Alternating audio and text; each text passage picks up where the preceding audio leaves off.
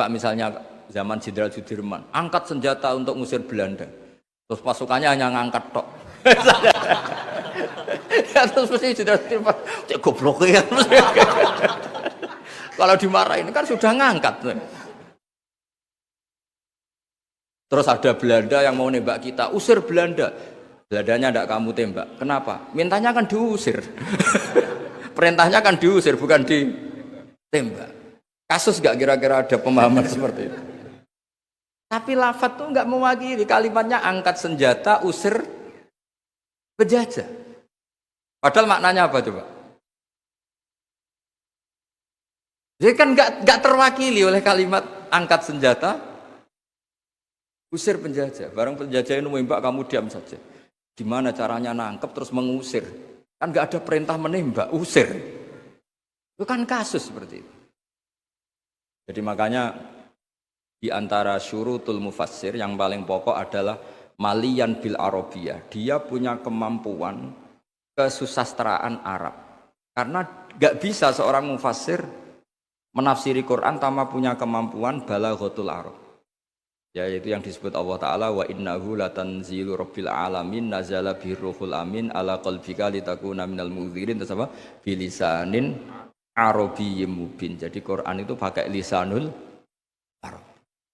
Jika kalau dalam kitab-kitab besar diterangkan ketika Rasulullah dikatakan begini oleh Allah, yaghfir lakallahu ma taqaddama min dzambika wa ma ta'akhkhara, itu bukan berarti Nabi pernah dosa, enggak, karena Nabi itu maksum. Maksum itu terjaga dari dosa. Tapi itu ekspresi mahabbah. Saya ulang lagi, itu ekspresi mahabbah. Misalnya saya senang sama seseorang, mesti kalau ketemu saya, sudah kamu tidak usah khawatir sama saya. Kesalahan-kesalahan kamu sudah saya maafkan. Sebetulnya itu hanya ekspresi mahabbah. Saking mahabbahnya sampai andekan salah itu dimaafkan. Bukan berarti menvonis kalau yang diomongin itu salah. Jadi itu ranah-ranah yang memang kita harus hati-hati. Sama seperti begini, ini kata Qodiyat. Qodiyat itu pengarang kitab Asy-Syifa. Doa itu ekspresi mahabbah. Doa itu bukan kalimat hukum. Kalau kalimat hukum itu kan iya sama tidak. Tapi doa itu enggak. Doa itu ekspresi mahabbah. Misalnya kita ketemu Zaid, kita bilang Assalamualaikum warahmatullahi wabarakatuh. Semoga kamu dapat keselamatan. Enggak perlu Zaid tersinggung. Memangnya saya celaka kok sampai doakan selamat. Kalau nuruti mafhum, didoain selamat itu kan berarti sebelumnya tidak selamat. Didoain pinter, sebelumnya tidak pinter. Didoain kaya, sebelumnya miskin. Tapi itu kata hukum, itu pemahaman secara hukum. Ya dan tidak. Kalau pemahaman secara peradaban tidak gitu. Orang mendoakan bukti senang. Ya sudah seperti itu. Ya semoga kamu sukses. Ketemu direktur ya kita bilang semoga kamu sukses. Terus direkturnya tersinggung. Ya sukses saya atau dibanding kamu, saya sudah direktur. Ya ada seperti itu. Mendoakan seperti itu bukti mahabbah, bukti Nah, Allah karena saking senangnya kepada nabinya, Allah ketika mukhotobah, ketika dialek dengan nabi memulainya dengan afawwahu angka. Allah telah memaafkan kamu. Itu bukan berarti sebelumnya nabi melakukan kesalahan. Ekspresi mahabbah akan mengatakan demikian. Jadi itu masalah-masalah yang tadi saya utarakan. Fal ma'ani awsa'u minal ibarat. Apa yang ada di hati, ma'ani itu sesuatu yang kita kehendaki. Ma'ani dari mufrad maknan, sesuatu yang dikehendaki itu bergejolak jauh lebih dahsyat ketimbang redaksi. Jadi misalnya pagi-pagi nak tangi turu itu nang wudu, nang sarapan itu. Ya sudah, itu ekspresi bentuk cinta orang tua kita ke kita bahwa bangun tidur itu ya wudu terus sarapan. Tapi lalu misalnya anak ini melakukan selain sarapan asal menyenangkan, orang tua ya senang. Jangan monoton terus saya harus sarapan, ini perintah orang tua. Tidak seperti itu. Nah sekarang faktanya itu banyak orang memahami Quran secara tekstualistik atau secara harfiah. Itu dalam ulumul Quran itu bahaya sekali. Karena itu tidak mewakili. Saya beri sekian contoh bahwa teks itu kadang tidak mewakili. Misalnya gini. Matsalul ladzina yunfikuna amwalahum fi sabilillah kamatsali habbatin ambatat sab'a sanabila fi kulli sumbulatin mi'atu habbah. Kan tidak semua padi itu punya sab'a sanabil, punya 7 tangkai. Ya, dan tidak semuanya satu tangkai berbiji 100. Itu bahasa Arab murni. Ibaratnya seperti itu. Ya redaksinya Pak, ibaratnya seperti itu. Bahwa sedekah yang diterima Allah ibarat padi yang tumbuh dalam kondisi paling ideal. Dan orang Arab maupun orang Jawa atau orang mana saja biasanya mengekspresikan ideal itu pakai angka. Misalnya, wah itu sugih, dunia sak gunung. Itu maknanya kaya sekali. Padahal banyak orang punya gunung tidak kaya. Karena gunungnya tandus. Tapi orang itu akan sepakat, itu kaya sekali, punya harta satu gunung. Kalau cah cilik anak bantah-bantah, dunyaku sak gunung, kita muni sak langit. Ya pokoknya ingin menunjukkan bahwa kaya raya yang tidak terhingga. Lalu itu banyak di Quran seperti itu. Maka saya beri definisi ya supaya sampean ahli usul fikih. Apa yang dikatakan tag mawudi abi izaiha al-lafdu. Yang dikatakan tag adalah ekspresi dari gejolak batin ingin mengungkapkan keinginan. Karena batin ini bergejolak, tag ini hanya mewakili sebagiannya. Kayak tadi kamu ketakutan di dalam rumah, ada ular gitu, misalnya ibu-ibu atau mbak-mbak, mesti manggil kan, Kak Rene, ingatnya kakaknya. Terus adiknya di situ, nggak ke situ. Kenapa kamu nggak ke situ ada ular? Kan kakak panggil kakak, saya kan adik. Kira-kira kamu mangkel nggak sama adik yang seperti ini kira-kira? Goblok atau sekolah mesti gitu. Nah sebetulnya kalau ini waras, adiknya waras, cara berpikir kayak gitu. Kakak dalam bahaya minta pertolongan dan kalimat kak atau mas itu ekspresi dari orang yang dimintai pertolongan. Jadi kata mas dihilangkan, diganti orang yang dimintai. Jika kalau yang datang bapaknya ya seneng, pamannya ya seneng, adiknya ya seneng. Meskipun kalimatnya bilang mas atau kakak. Jelas gini ya. Itu dibabkan tadi mana kita? Dibabkan di mafhum dan mantuk. Ya, dibabkan di mafhum dan apa? Mantuk. Kita teruskan lagi ya. Li annahu innama khassa bidzikri li ghalabati khudurihi fi dzihni. Jadi ini jelas ya. Mungkin ada banyak yang pintar bahasa Arab, ini saya baca teksnya. Li annahu innama khassa bidzikri li ghalabati khudurihi fi dzihni.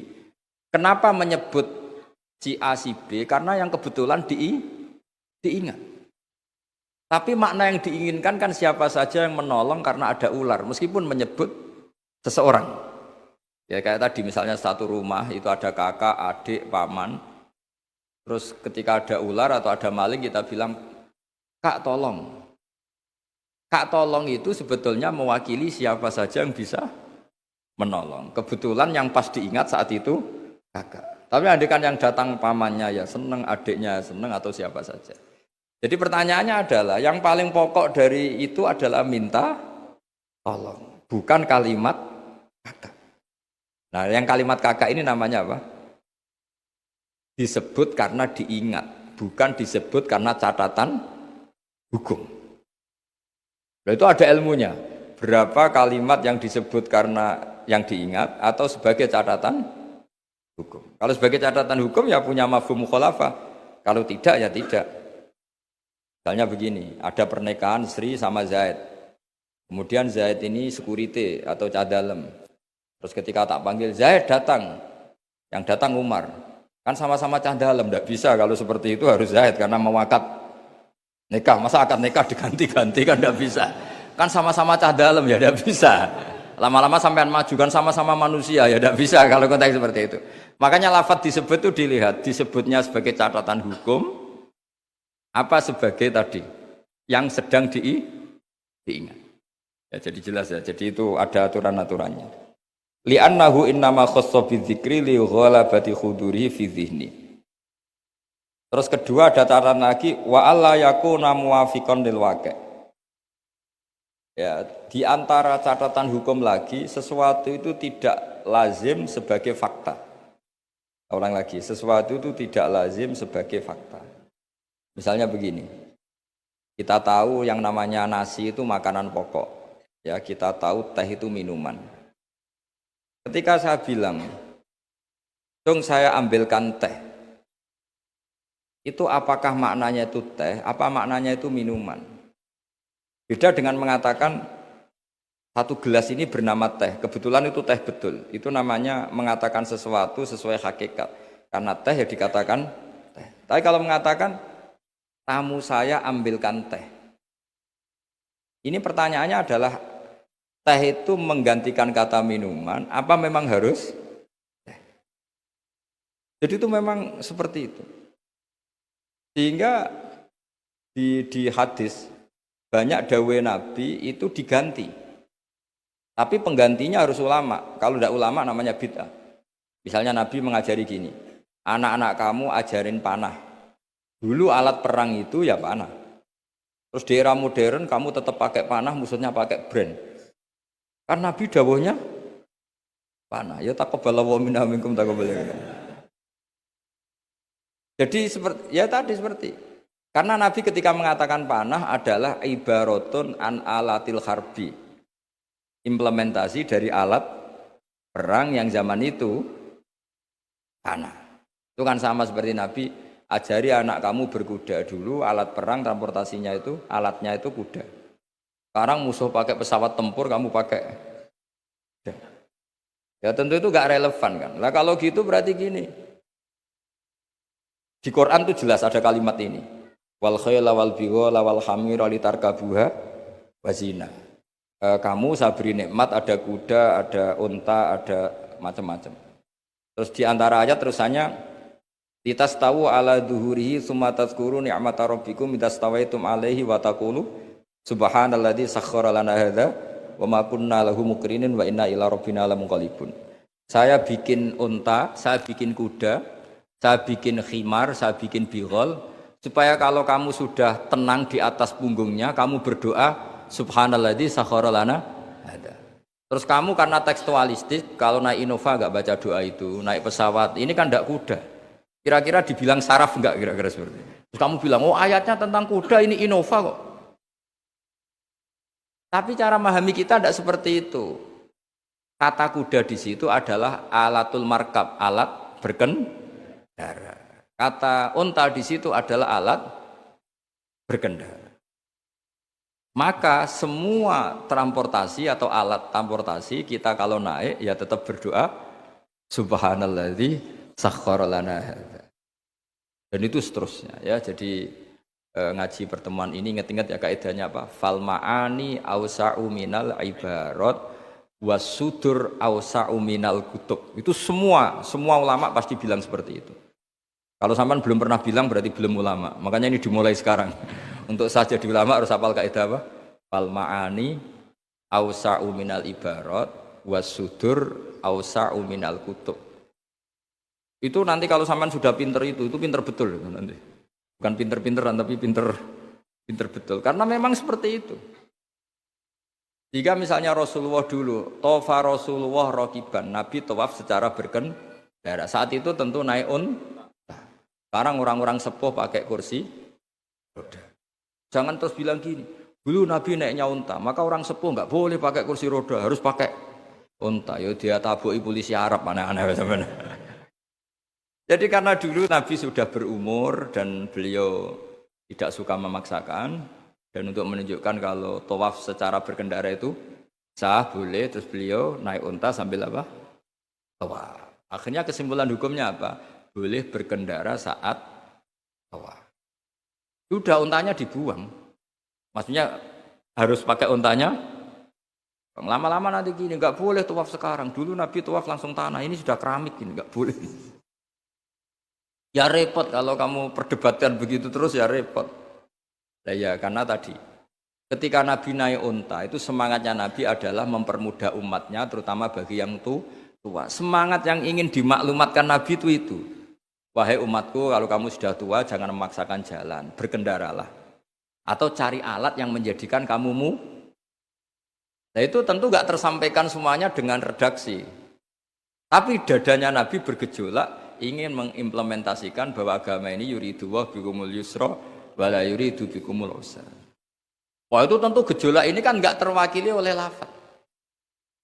Seperti kamu bilang ke istri kamu, "Dek, saya cinta kamu karena kamu cantik." Itu bukti seneng saja. Nak bojone cerdas, berarti aku nak selek kira seneng. Wah ya repot kalau gitu. Padahal kalimat itu maknanya kan gitu. "Dek, saya seneng kamu karena kamu cantik." Mafhumnya apa? Kalau tidak cantik, kalau sudah tidak cantik tidak senang. Tapi tidak seperti itu. Pokoknya kamu itu ingin gombal terus ngomong itu aja.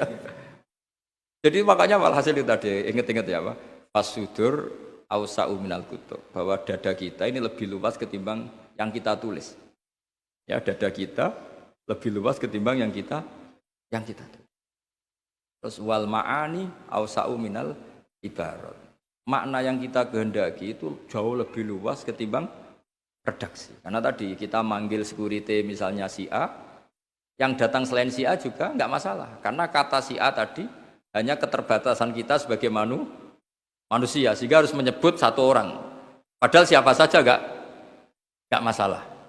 Karena butuhnya kita ada yang menolong atau ada yang membantu. Ya, saya ulang lagi ya. Fal ma'ani ausa'u minal ibarat wasudur ausa'u minal kutub. Ya, assalamualaikum warahmatullahi wabarakatuh.